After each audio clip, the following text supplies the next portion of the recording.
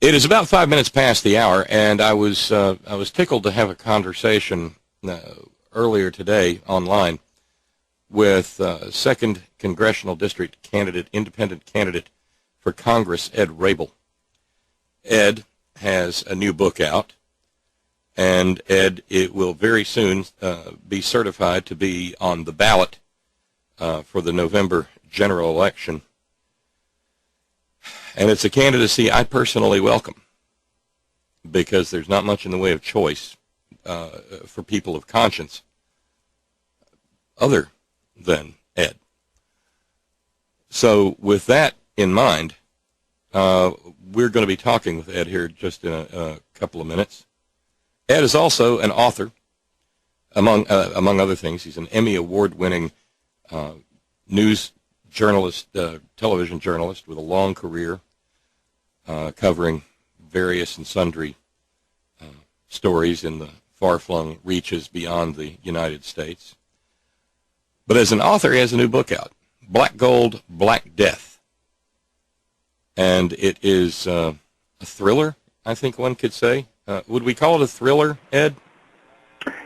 Yeah, it's sort of a metaphor, Bob, for all of the problems that afflict West Virginia as a result of mountaintop removal and black lung disease and cancer rates rising. It's a metaphor for the rotten underbelly of coal here in our state. So it's black gold, black death. In coal country, America's president is marked for assassination. It's fiction, obviously, but, you know, the palpable hatred of the president in the southern coal fields, I write about that in this book. Well, I was wondering how fictionalized it really is, because there are a lot of people who harbor downright violent feelings about President Obama in this state, much to my chagrin and horror. Yeah, not only do they harbor it, but they speak it out loud. I mean, they make no bones about it. They'd like to see the president dead. Without giving away the contents of the book, do you offer any understanding, Ed, for where this comes from? I mean, is it just plain old-fashioned bare-bones racism, or what? Well, I think that's part of it. I also think that, this notion that Obama is engaged in a war on coal is flat out ridiculous, and it's both deceitful and dishonest, I think, for people, especially politicians, and you know who I'm talking about, politicians who pander to the fears of the people by suggesting that if the EPA were to go away tomorrow, that somehow coal would come bounding back. Yes. Well, the truth of it is, in 1948, there were 126,000 miners in our state. Today, there are fewer than 21,000 miners, and the reason for that is not because of the EPA. The decline in coal mining employment began long before the EPA was invented. It began long before the Clean Air Act was instituted, and the reality is the coal industry itself has declared war on the coal miners, and the way they did it was by mechanizing and modernizing how they mine coal.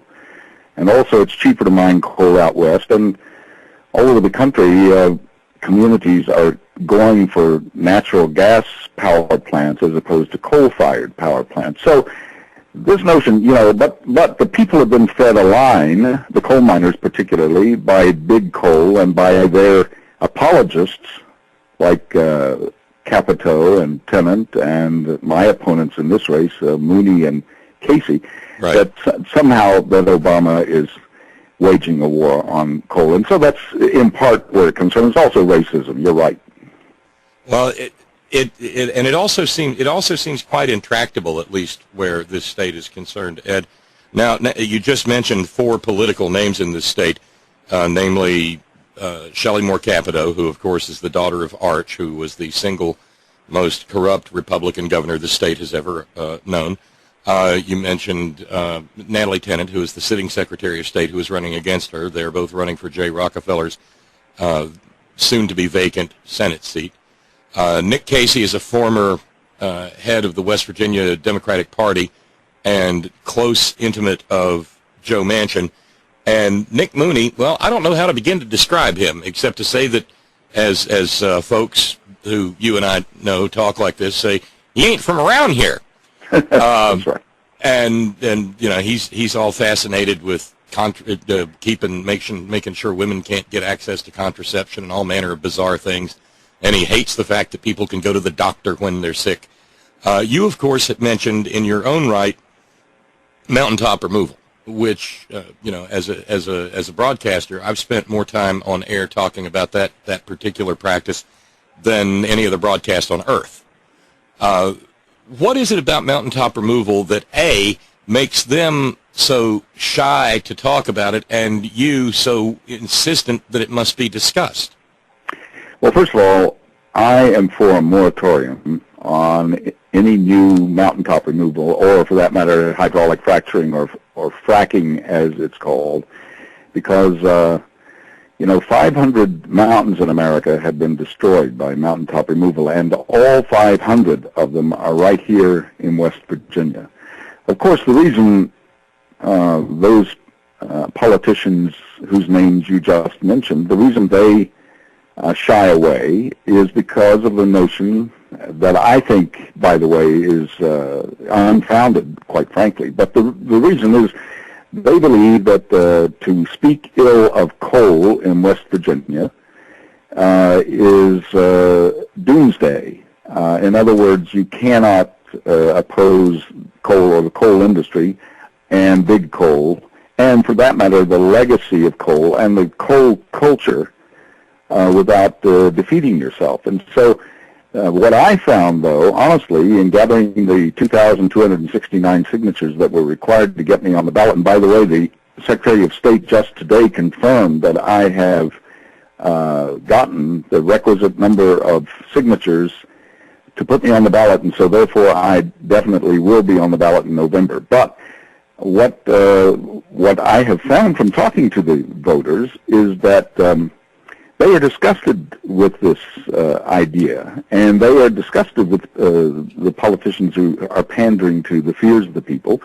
They're tired of the gridlock in Washington, and they want to change, and they're really looking to a third candidate, and I hope that I meet their needs. But they, I hear by the way, I hear the same kinds of things that you have been speaking about on Facebook, and also in your piece that was so spot on about this entire issue of the failure of Tennant in particular to not be simply Capito light or trying to out Capito Capito. You're dead on, spot on that, but they honestly feel that, and to some extent they're right about it. About speaking against coal is politically dynamite, and so they shy away from it. Well, if you don't mind, Ed, I'd like to explore that a little bit. Sure. I've seen over the course of the last 5, 6, 7 years a good handful of polls, and one of them in particular was quite interesting. I think the Sierra Club, actually, the Beyond Coal campaign, commissioned it. And when they commissioned it, they went to great pains to hire both a Republican polling company and a Democratic polling company, because they wanted to get some, methodology is always different in any polls, and it's an art and not a science. So they wanted to get both ends of the spectrum. And in West Virginia, the numbers came back shockingly similar. Right. And that is that not just a plurality, but a majority of West Virginians oppose mountaintop removal. Exactly. If that is the case, then I think we're going to have to do a little more psychological examination, perhaps is a good phrase, on this issue. Is it that people oppose it, but they've got some sort of fatalistic vision about the power of the coal industry? Is that it? Or they're okay opposing it as long as they don't have to put their names to it? Or do they really oppose it, and might they actually support a candidate who speaks truth to power, for lack of a better phrase, and wants to do something about it? I mean, in the case of Natalie Tennant, and yeah, I'm sorry, I was trying to be really nice in that thread that I was in, but it got a little frustrating on Facebook. In the case of Natalie Tennant, we're supposed to go and vote for her because she's not Shelley Moore Capito, and, well, nobody can dare speak a word against coal. I'm not asking the woman, and I want to be clear about this, I'm not asking the woman to go out and holler that coal is the devil, okay? I'm not. What frustrates me is the fact that you cannot get these candidates even to acknowledge that there is a problem. And anybody who's familiar with a 12-step program knows that the beginning of treating the problem is admitting that there is one. And it seems to me that West Virginia is in this place where we have to say, I admitted that I was powerless over coal and my life had become unmanageable. And they can't do that. So that means the problem's going to persist, doesn't it? Does any of this make sense? Sure, and the metaphor for that, Bob, is 90% of those polled in America, all over America, wanted background checks on guns. 90% of the Americans wanted it, but not one politician, for fear of the NRA, would touch that issue with a 10-foot pole. And the reason, of course, is that they were fearful that the NRA would attack them and would defeat them. And so it's the same here in West Virginia. Although people, I think, people I talk to and people you talk to, state to you and to me, yes, we ought to look at this issue logically. We ought to look at the question of carbon dioxide being spewed into the atmosphere, the question of global warming and climate change. These are all scientific facts, and we ought to not dismiss them or deny them. These, I'm sure that Tennant and Capito both know the science, and they both, because they're not dumb people, they must recognize that the world is changing, and that if we don't do something about the mountaintop removal, and if we don't do something about spewing the atmosphere with carbon dioxide, that we're going to doom ourselves. They know this, but they're afraid of the coal industry. Very powerful industry. You know that as well as I do. Well, absolutely, and in a larger sense, then, let's put it this way: if we can't talk about increased cancer, heart disease, and birth defect rates in the mountaintop removal areas of southern West Virginia, right? Has the orthodoxy of coal's control over the political class in this state become such that we can't talk about black lung either? I don't know, but black lung is on the uptick, as you well know, and all those things you talk about the cancer rates on the increase in those areas around mountaintop removal and coal. I write about those things, by the way, in my book, Black Gold, Black Death, and I hope folks will read about it. But and I've got the statistics in there, and it's just incredible. If we can't talk about that, though, if we can't acknowledge these things, if we are blind to it, if we continue to simply deny it while birth defects occur, awful birth defects, while selenium pours into the streams from mountaintop removal and deforms the fish and deforms our human bodies, if we can't talk about these things, here's the other part of it, Bob. 300,000 of my neighbors, my friends, their tap water was poisoned in the Kanawha Valley in 9 counties by a coal-related industries that leaked, that chemical that they used to wash coal. Not at 300,000 of my neighbors poisoned by this stuff, and yet, where's the outrage? Why are they so submissive? Why are people so meek? Why do they not? If this happened anywhere else, why, you'd never hear the end of it. So what's going on here? I don't know. Some people have looked at us and said that West Virginia has the worst case of Stockholm Syndrome they've ever seen. Mm-hmm. During the midst of that crisis, which began on January the 9th, I kept saying, why aren't there? I mean, we're talking about your children. We're right. talking about your children with a cancer diagnosis in 20 years. Exactly. Why aren't there? Okay, 300,000 people's water got poisoned. Why couldn't 1% of those people form a human chain around the capital of the state of West Virginia? Exactly. I mean, I'm a calm, reasonable, relax, have a beer kind of guy. Right. But there comes a time when if you do not act, you will be acted upon. And this was that.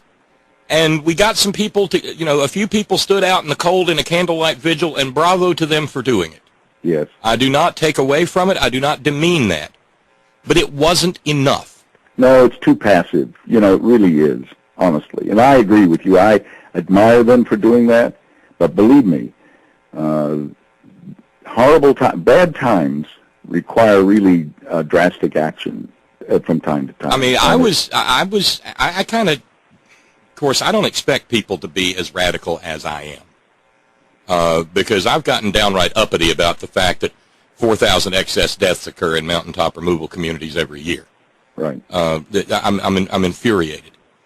But I saw the whole Freedom Industries disaster as a massive failure, not of Freedom Industries alone, but of West Virginia American Water, which is a publicly traded corporation who uses our water bills to service their stockholders before they ever service their failing infrastructure. Exactly. And it was a failure of our government, because the question that I asked Ed that got a little bit of life in it was, why was the system not shut off? Because if a terrorist had said we've poisoned West Virginia's water, the first thing the governor would have said would have been, shut the system down before any further harm can be done. And not only that, but where are the arrests, Bob? How come nobody is held accountable in this? I thought people, an Italian ship captain, if he runs aground with his ship, they arrest him immediately because of the dereliction of duty. Where's the legal action on this as well? Well, exactly, and it's I thought you were going to go somewhere else. Shortly after the Freedom disaster, 20 Italian politicians, corporate people, were arrested because they had poisoned one town's water supply. Right. Inadvertently, exactly. Negligently, but there are laws against that. We have a West Virginia code citation. Granted, it's a misdemeanor, but it's called stream littering. And for instance, if you happen to be toddling down the highway and you squeeze you drain your pop bottle, and and at this point in time we're assuming the person in question is a real asshat, flings his empty pop bottle out the window and it lands in some little creek by the side of the road, and a state trooper sees it, he will pull you over. And he will cite you for stream littering. But 10,000 gallons of deadly poison, and nobody goes to jail? But a guy who takes a quart mason jar of blasting dust and sets it on the front stoop of the governor's mansion gets hauled off to South Central on Thanksgiving night? Yep. It is completely upside down here, and I don't mean to sound like a real screaming Mimi, Ed. That's not my purpose here. But the gravity of and the depth of the problems we face here are stunning. And so I guess the question is, you're running for Congress, and there are congressional districts in New York City that are measured in city blocks, not miles. Right. You're running for Congress in a congressional district that is thousands of square miles. Yeah, it's 300 miles from the Ohio River to the Potomac, 17 counties, 600,000 population. About 400,000 of those the 600,000 are registered voters.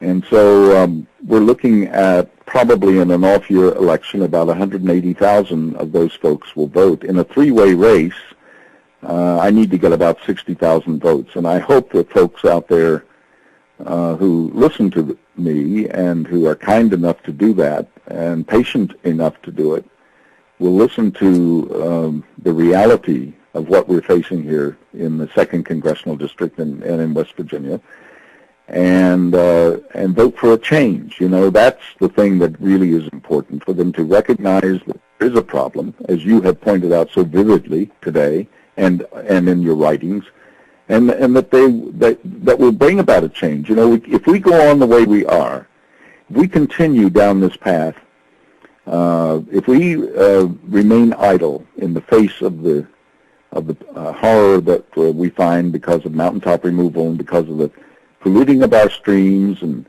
poisoning of our water, if we continue to do that, then what does that say about us, and how will the nation look upon us? And if we don't diversify our economy and look to new and vibrant industries and educating our people and retraining our folks, we're in trouble. We're in serious trouble. Well, the state is largely being depopulated. I guess a lot of people are anticipating that in the next census, which will be 2020, that we'll lose another congressional seat. We'll be down to 2. Wow. At which point we're approaching Wyoming, Montana, South Dakota status. Right. And the depopulation of West Virginia in itself is a topic for an entire evening's discussion. Oh, absolutely. You know, we've lost 40% of our population since 1950. That means that we're down from 2.5 to 1.8 million people. The best and the brightest are leading. They're voting with their feet. You know, people say, well, why don't you people in West Virginia get it? Well, I'll tell you, a lot of people do get it, and they leave, and that's the way they express themselves. They don't ring the Capitol with protesters. They just simply pack up their bags and go for opportunity elsewhere. Well, we have to staunch this. We're hemorrhaging people. It's not just ordinary. It is a brain drain, Ed. You got it. That's right. And I don't mean to sound elitist or suggest that the people who aren't here aren't smart, because I know we are. Mm-hmm. But it increasingly leaves us vulnerable to the creation of an economy in which no one dares expect more than $7.25 an hour, and you cannot run a state on those jobs, Ed. No. Let me ask you this. You know, we talk about problems inside West Virginia, but you're talking about running for the House. You're running for the House of Representatives, which is, of course, an office of national scope. So it is not just a matter of West Virginia's relationship with itself, but West Virginia's relationship with the nation and the nation's relationship with West Virginia. Upon arriving in Washington, D.C., how do you have any kind of a laundry list of stuff that you want to get after right away? Well, the first thing I want to do is, as I said before, is try to get a moratorium on further mountaintop removal and this fracking business. I mean, those are issues that really require immediate attention here in West Virginia. And I think that I would be derelict if people voted for me and I were elected if I didn't respond immediately to that which they're telling me here in West Virginia that they need and want. And I go up here in the farm country in the Eastern Panhandle, and the fracking industry there, people aren't getting jobs as were promised. People come in from out of state to work. Very few new jobs are provided. The noise pollution is incredible. The methane leaking into the atmosphere is far more dangerous than the carbon dioxide. And the polluting of the underground water system up there, people really are fearful and scared. So they ask me, Ed, if you go there to Washington, do something about that. So that, and coupled with the things you're talking about, Bob, about the problem with mountaintop removal here, those are things that I think demand immediate attention. There are things beyond that, obviously, that we can talk about, and it would require another radio program. But those are the things that I immediately would talk about. I hope we can have that further conversation, and you are welcome back here anytime, and we are hopefully we're far from done yet. Let me just ask you specifically, because you know I'm very closely involved with the effort. Since we last talked, have you gotten a chance to learn a little bit more about the Appalachian Communities Health Emergency Act? Oh, I need to know more about it. I'll be honest with you. I just don't know enough about it. Well, that's the moratorium bill that you're talking about. Yeah. As far as mountaintop removal is concerned. Exactly. And I'll be happy to be of any help that I possibly can in that regard. But you're also one of the things, and this is, I guess, there's a bit of a setup involved here. A few weeks back, I was in Washington, D.C., working on the ACAC, and they had a big rally for climate change that was attended by 40 various members of both the House and the Senate. And it's very odd to see that many members of the House and Senate together in one place that isn't actually the governing body, outside the hallowed halls, as it were. And they were all there to talk about the need for us to get real in this country about climate change.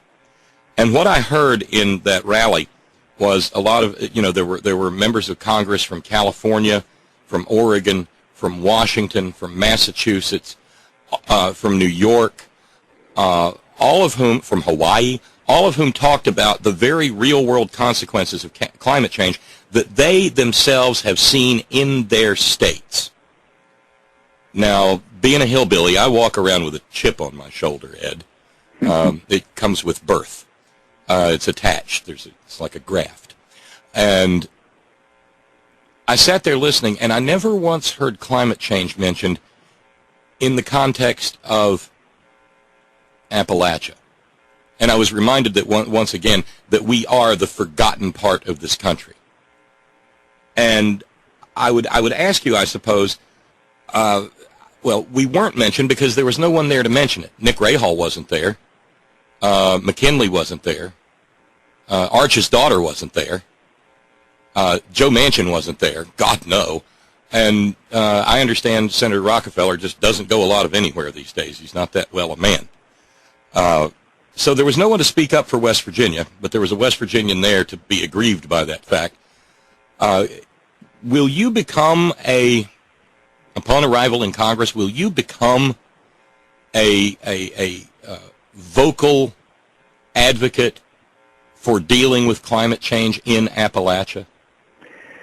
Well, I certainly intend to do that. And what you just said about this being a forgotten part of America really resonates all over our state and with me. I go out, and one time I interviewed former President Harry Truman at the Canoa Airport, and he'd been here making a speech, and so I said, how did he find being here? And he says, oh, well, it's always wonderful to be here in Virginia. And I said, well, Mr. President, you're in West Virginia. And he said, shot back at me and said, well, it should have been Virginia.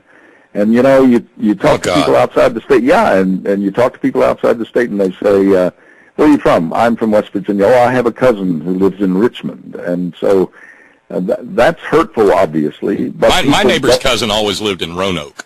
That's right.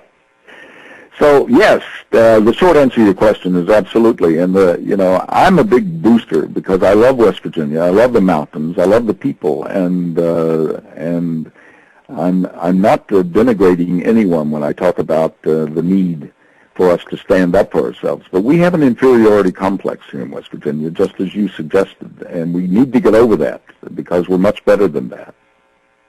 Well, we certainly do. And you mentioned interviewing former President Truman. You have seen, by virtue of the long and distinguished career that you had in broadcast journalism, back when broadcast journalism was a reputable profession and not completely ruined by Fox News. Right. I believe you won Emmys. Yes, Did sir. you not? I'm proud to say I am the recipient of 2 Emmy Awards. I was nominated for 3 others. I also won the very coveted George Polk Award for a documentary I did in Guatemala about the killing off of the indigenous population down there. And covered the war in Vietnam, covered both of the Middle East wars. So I've seen my fair share of action, and I'm proud of that. I'm honored and gratified that I had that opportunity. Well, I'm glad you mentioned those things because that's precisely where I was going, Ed. You have seen corners of the world where it's gotten about as bad as it can possibly get. When you compare that to, say, McDowell County, West Virginia, how does McDowell County fare against a Guatemala or a Gaza? Here's the thing. As you point out, back when the old Soviet Union existed and they were the Kremlin was trying to project power into the Western Hemisphere, they did that through Cuba into Central America, where there were guerrilla wars going on, and the arms and ammunition were supplied by the Soviets through Cuba. So I got to know those wars very well. I covered them. I covered the Sandinista Revolution in Nicaragua. I covered the Salvadoran communist uprising, guerrilla uprising, and I so therefore became very familiar with those Central American countries. And the poverty there was absolutely just awful. It was something to abhor. And so the safety nets that we have here that are being decimated by the GOP, by the Republicans in our country and in our state. They want to take away your food stamps. They want to take away your Social Security. They want to take away those things which are sustaining us here, especially down in McDowell County, not because the people there are moochers or takers, but because they are the residue of what has happened to us and the coal industry, and consequently, if we allow these things to happen, then I think that we are going to wind up no better than the awful plight of those who are even to this day suffering in Central America. And that's one of the reasons we have this immigration crisis on our border with Texas, is because people are fleeing that kind of poverty. And I pointed out today in a Facebook comment that you talk about migration. As we said before, 40% of our own population has left the state because of this very problem that we're talking about. So I just, if we don't staunch this, if we don't turn the place around, if we can't find new ways of earning a living, if we can't diversify the economy, if we can't stop putting all our eggs in one basket, the coal industry, if we can't start, wouldn't it be ironic if we were able to put in wind farms and solar panels on these mountains that we've chopped off the tops of? Wouldn't it be something to show the nation that we could provide jobs for miners in these new industries, these clean industries? Wouldn't that be something? Now, I know a lot of people are saying, well, that's pie in the sky. Well, it isn't. I think we have a very good chance to do that. But yes, McDowell County these days is suddenly becoming, you can equate it with many of those deplorable countries in Central and South America.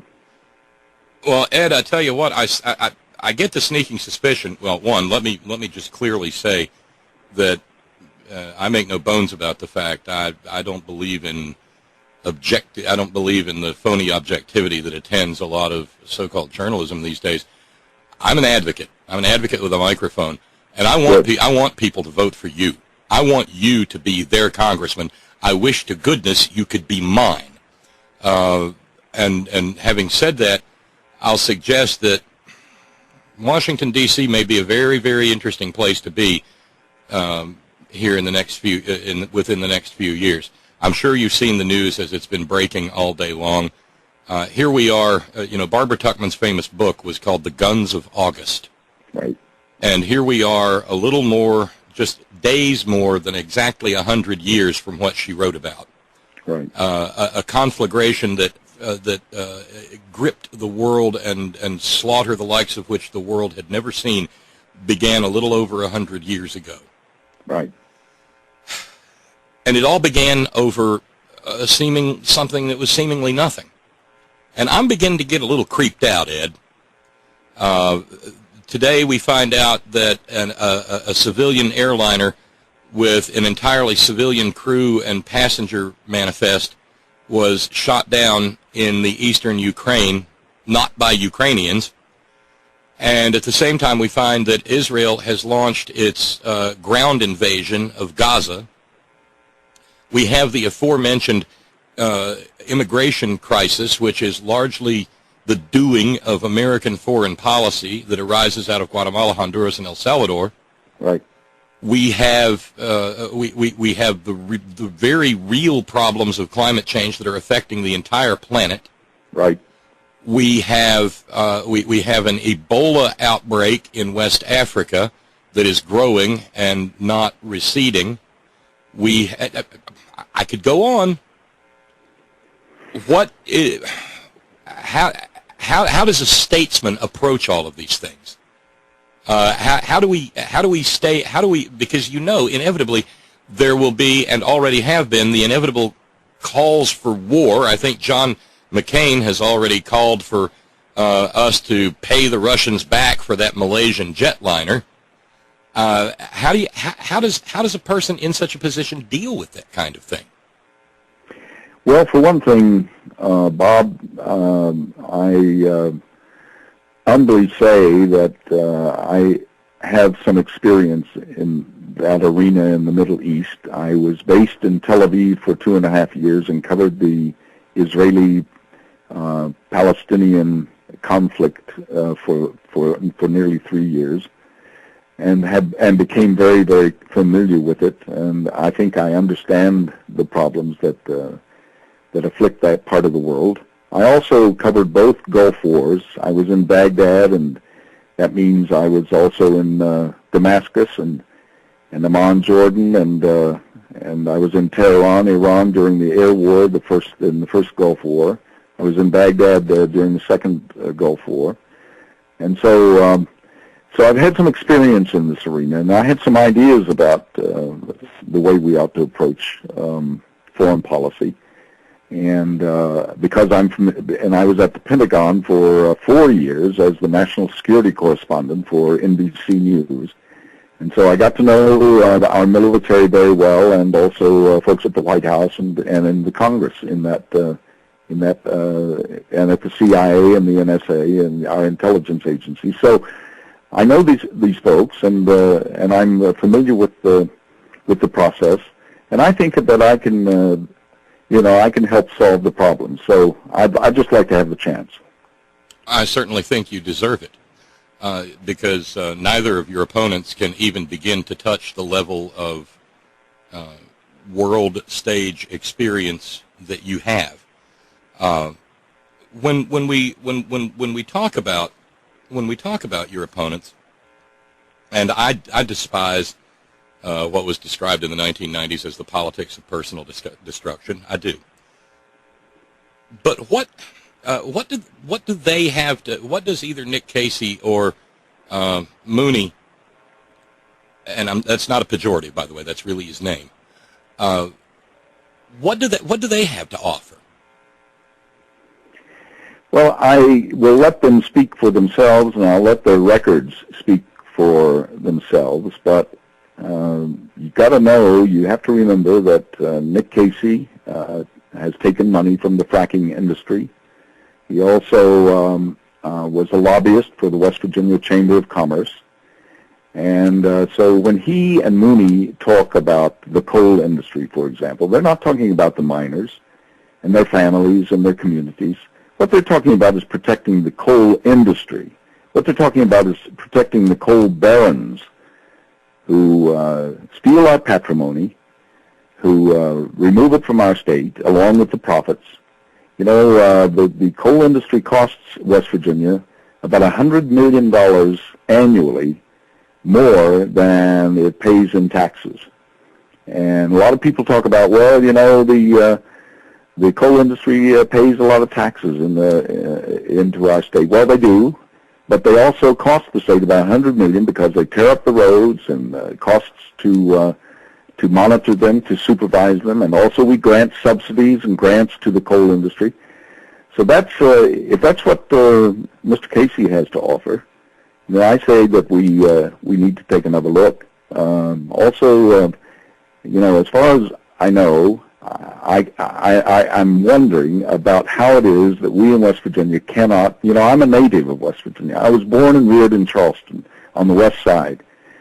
I grew up close to Rabel Mountain, where my paternal grandfather was born and my great uncles were born. They're all farmers, good, decent, honest working people. So I have deep roots going here in West Virginia. But Alex Mooney is from Maryland. Alex Mooney is a carpetbagger. What does he have to offer West Virginia? Why should West Virginians vote for him? I mean, how is it that we can't find within our own state the kind of leadership that is required to represent West Virginians? I mean, why should we allow a Marylander, somebody who really was, apparently, according to the reports, the news reports, not a good representative of his own political situation over there. Why should we allow him to come here? And why should we vote for him? I don't understand it. And yet he is way up in the polls over Nick Casey. I don't understand it. So I don't think they have much to offer. And I'm guessing that there's a little bit of frustration working with that because what we talked about at the beginning of this conversation, that sense of resignation that attends politics in West Virginia. Right. Obviously, you don't have the war chest that either Mooney and he's getting tons of Koch brothers money, by the way, exactly. isn't he? Yes. You don't have the war chest that either Mooney or Casey have. Correct. How do you mount a campaign against that money without money to mount it with? Well, it's a challenge. I take money only from individuals. I don't take it from any corporations. I don't take it from, as they do, from PACs or anything like that. I don't have personal wealth like Nick Casey has. And so I just depend on ordinary folks who have been kind enough, many of them, to send me $10 or $5 or $20 by way of my internet site, rabelforcongress.com, and they have an opportunity to push the donate button, and they can donate whatever they want.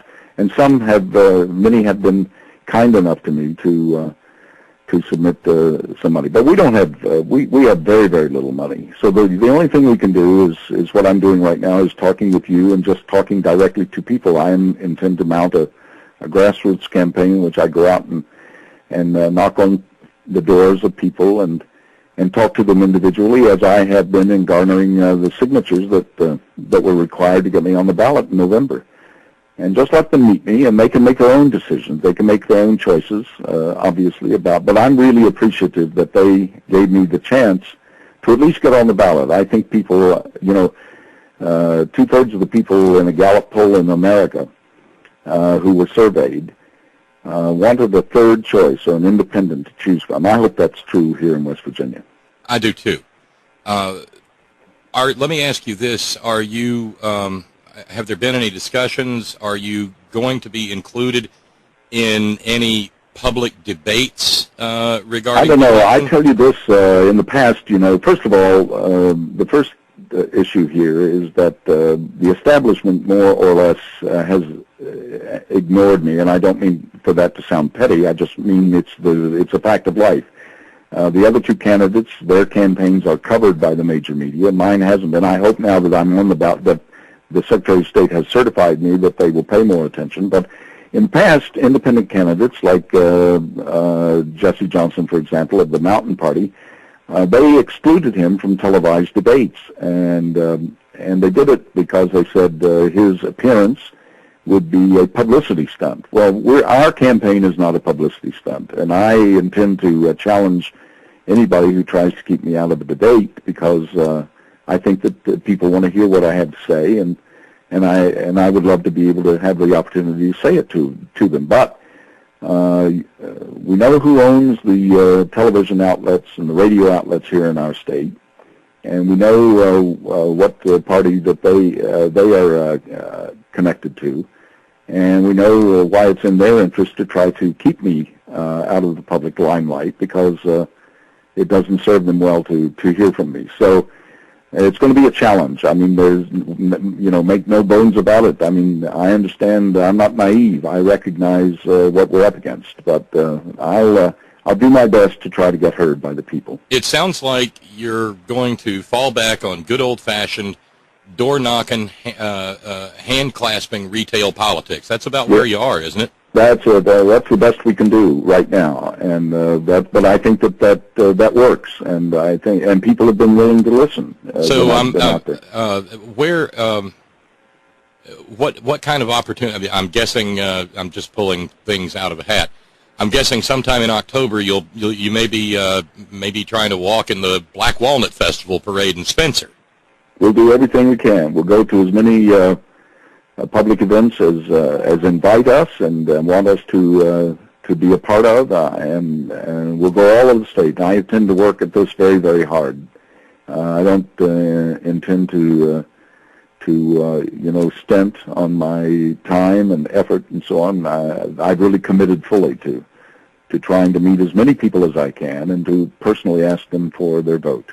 This is, of course, to my mind, what classic American politics is actually supposed to feel like.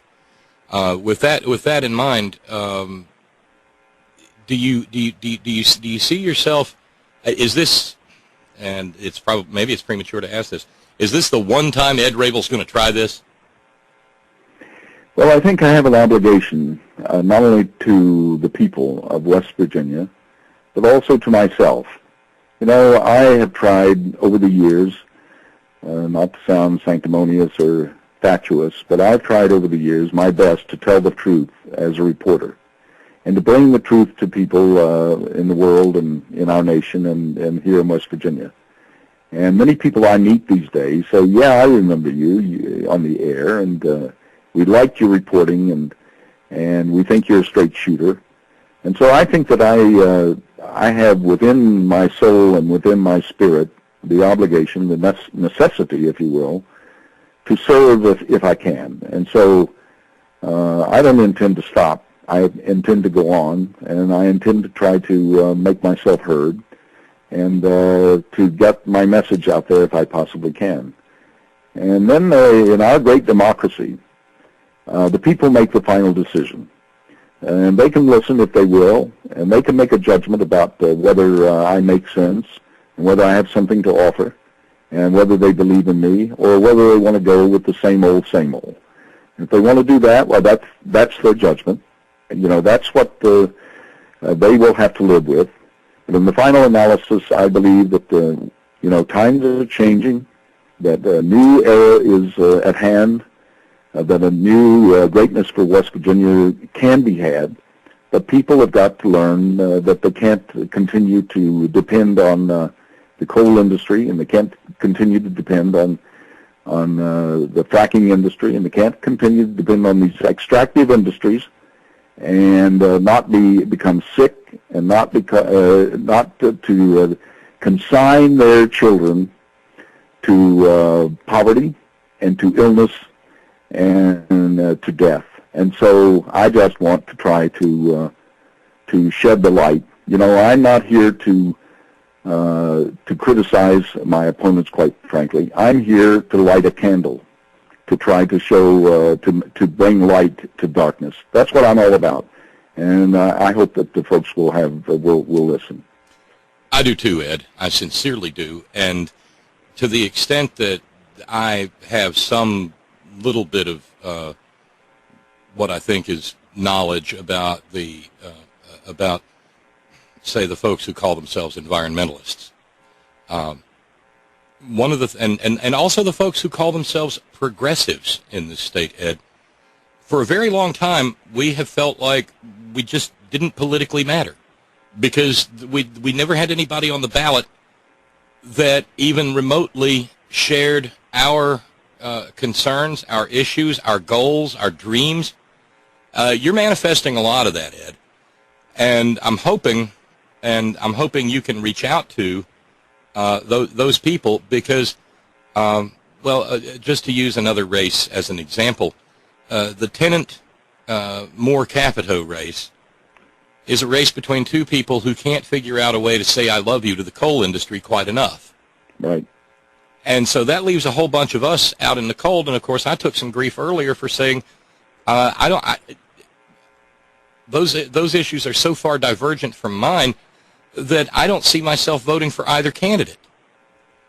How can a candidate afford, especially like a Natalie Tennant who is already badly down in the polls, how can she afford to say, oh, I don't want those progressive people, I don't need those environmentalists, I'll just love me some more coal?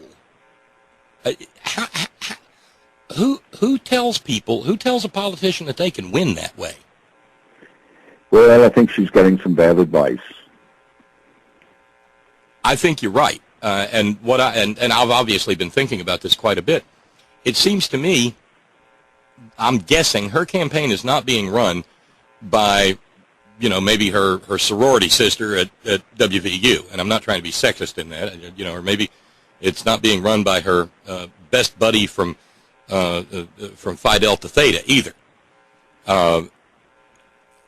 It's being run by some Washington outsider who has come in loaded down to the wagon wheel hubs with conventional wisdom. Right. And it seems to me, if there is ever going to be a turnaround in this state, I have a feeling that your campaign is the barometer for it, Ed. Well, I hope so. I hope you're right. There's a lot of progressive people in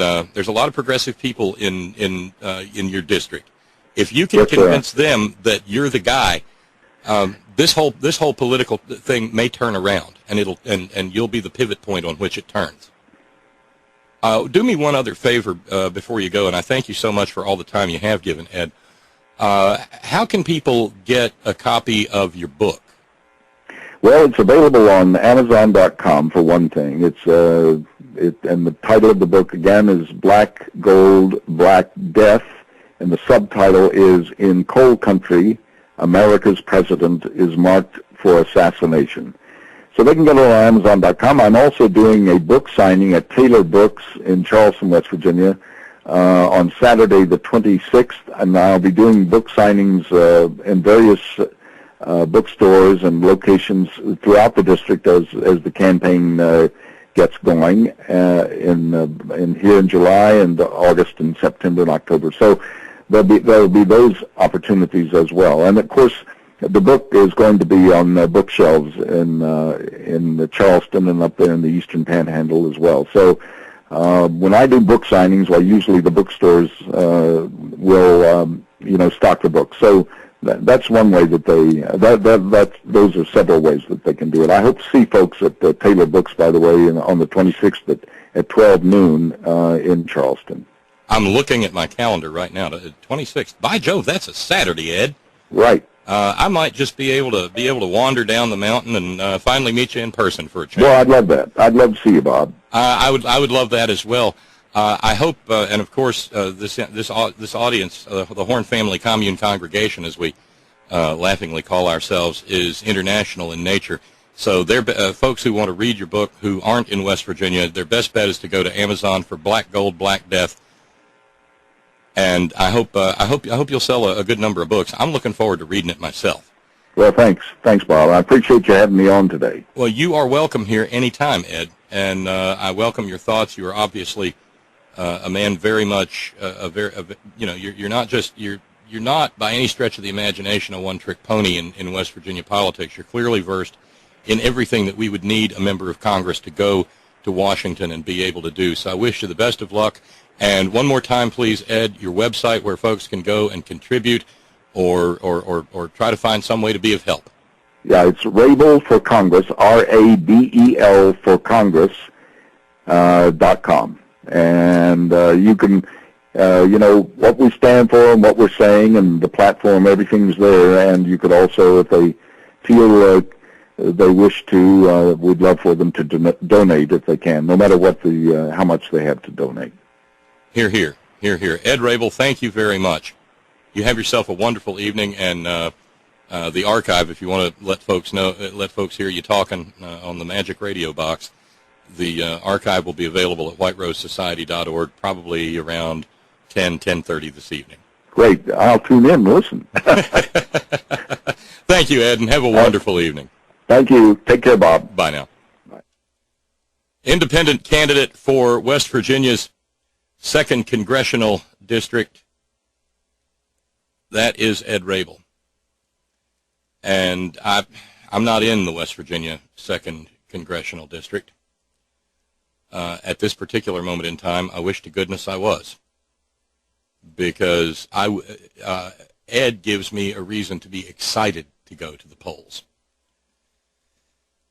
And that, in a state like West Virginia, is a rarity. What you heard, I mean, he's an independent candidate, right?